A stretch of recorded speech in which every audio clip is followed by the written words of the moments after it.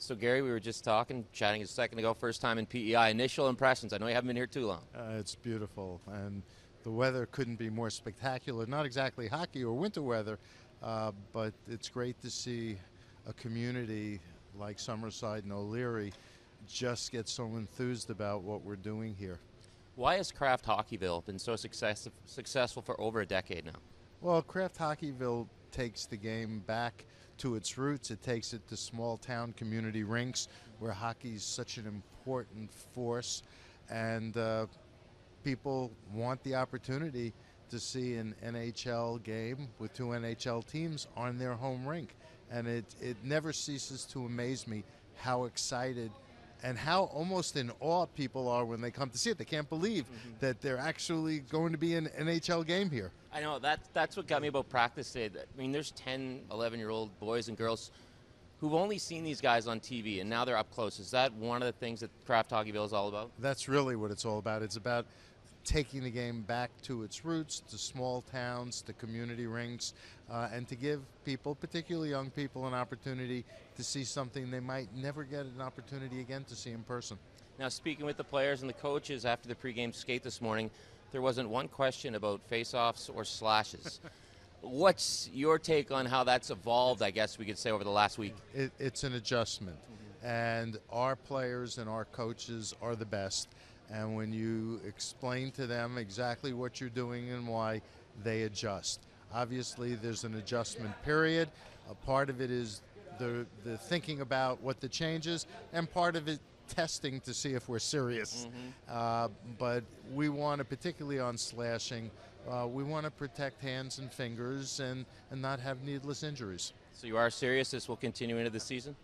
Whenever we have a crackdown, it is something that we take seriously. When we were working on, for example, over a decade ago, interference and clutching and grabbing and hooking and holding, we were tested.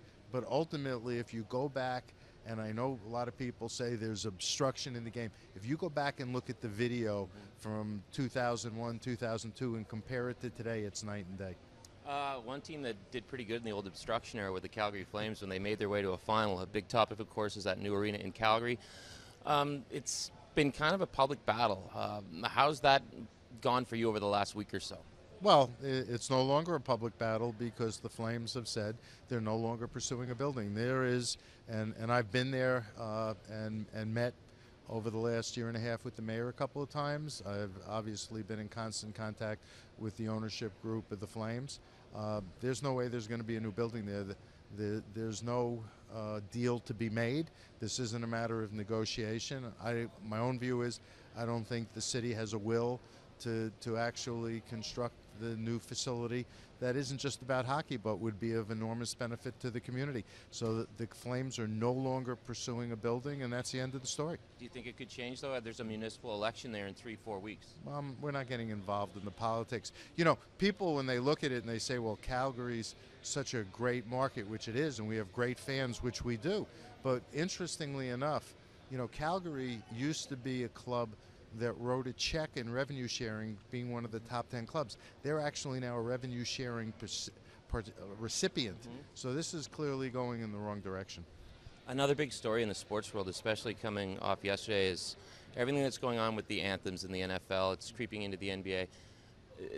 What are your thoughts on this entire story that seems to be evolving by the second? Well, we have a great tradition in our buildings of anthems, playing two anthems when a Canadian and U.S. team play. In rinks in Canada, people sing along with the anthem. You see the United Center in the old Chicago Stadium. I love our tradition of anthems, and you know, we have a player pool from players in over 20 countries all around the world. So I love the fact that we play the anthems and our players have respected them. But ultimately, there are individual choices that people have to make, and you respect them. And the NHL's cool with individual choices? Well, you know, I think fans come to see the games and watch the great things our athletes do. I'm not sure they want to come for an evening of politics, but in the final analysis, I have great respect for our players.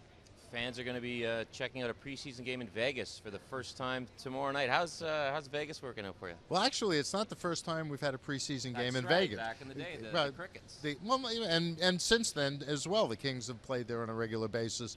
I think everybody in Las Vegas is thrilled about the Golden Knights, particularly because this isn't a relocated franchise like the Raiders are going to be. Mm-hmm. This is a franchise that was born in Las Vegas, and everything that's been happening, whether it was the expansion draft or even the naming of the franchise, everything's been a big deal there. They have a great season ticket base, and they're going to have a team because we gave them a deeper expansion draft than traditionally we've done. And the combination of those factors, I think, is going to be very excited for the people in Las Vegas to have their very own team from its inception. And I know finally there's going to be a lot of excited people in here tonight for Kraft Hockeyville. What do you want the kids to be saying when they leave this arena tonight? Wow, that was awesome. Gary, thanks for your time. Thank you.